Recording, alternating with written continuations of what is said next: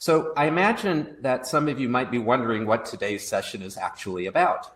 Exploring technique through Leonard Bernstein's Anniversaries for piano.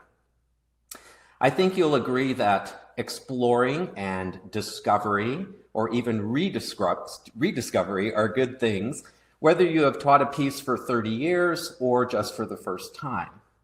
I also find that it's healthy for myself to review principles, even basic principles of piano playing, including technique from time to time, and I often come up with fresh perspectives in rethinking these ideas.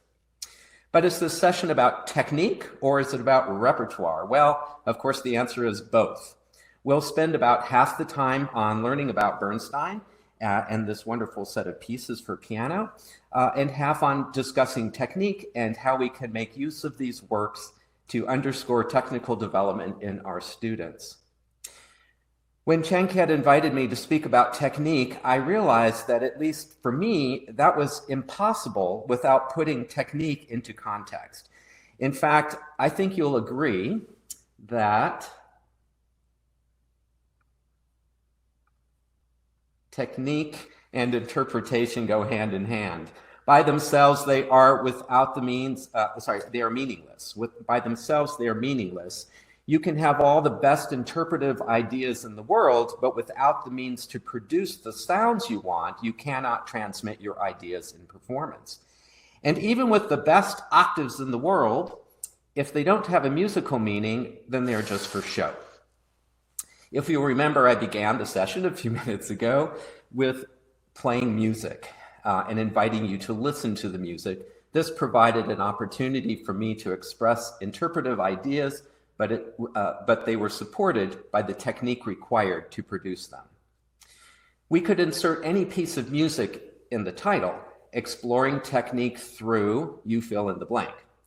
But I hope that you'll enjoy today what for some of you will be some piano works that are new to you, though you may have heard about them.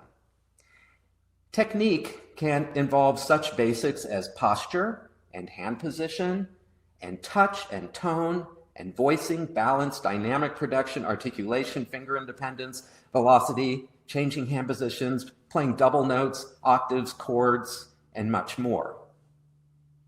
It's actually not that hard to play the piano.